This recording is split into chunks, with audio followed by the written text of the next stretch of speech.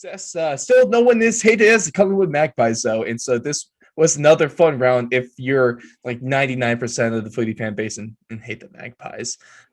Because that takes us right into the next game of the round, Donnie, because we got Collingwood taking on Gold Coast, and Gold Coast hands Collingwood their fifth straight loss on the season. They have not won the game since round two. And they built off a good game. Remember, throwing back to last round when they had that surprising win over Sydney. They build off of that and have another solid performance. You got Josh Corbett leading the way with 4 goals of his own.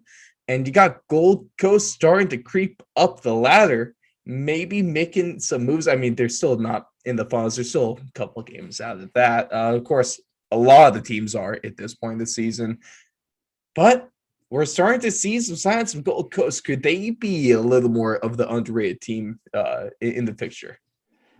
I guess I said it at the start of the year, and I think a lot of people, because a lot of the media is in Victoria, the Gold Coast kind of gets forgotten about a bit. I think many people forget how much talent there is there, how many really good players play there. And I think when Raul went down early in the season against West Coast, I think a lot of people were like, well, it'll be like last year. Raul's done. There goes Gold Coast. We don't have to worry about them. There is still a ton of really good talent that plays really good footy. And Stewie Dew, their coach, has got this team humming right now.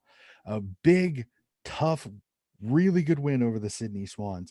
And to go to the MCG where like almost half the team had never played a competitive AFL game in the MCG, That's and you go insane. beat Collingwood. Now, again, this is not the Collingwood of the last couple of years where they're a finals contender. This is a Collingwood team that is literally a dumpster fire on top of another dumpster fire right now. They just cannot get anything going. But Gold Coast played Collingwood out of the MCG.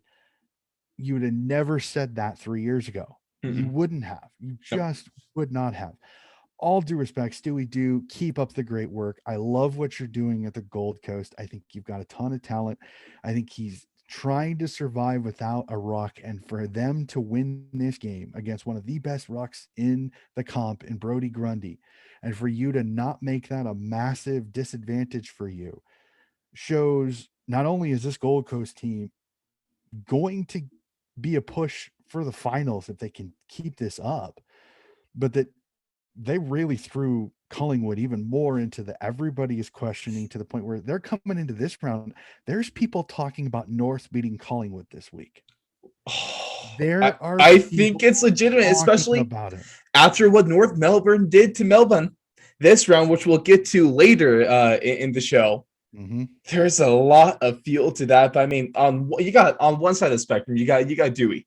Then on the other opposite side of the spectrum, you got Nathan Buckley. And Donnie, we talked about this last round, but I think it might be time for him to go. Because what I've are you really doing there in Collingwood that's working, that's being productive? I know there's a lot of times where you have a bad coach or a bad team, but you still have a good coach. That's actually, you can have an all-around bad team. You cannot be winning any games, but at least you can be kind of working towards something, building towards something maybe for the next season, or focusing on some positives here or there that you want to work on. You just so fast into the game.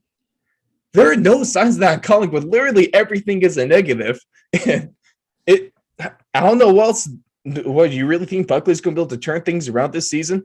If he's not fired this round, he's going to be fired after they lose to North Melbourne.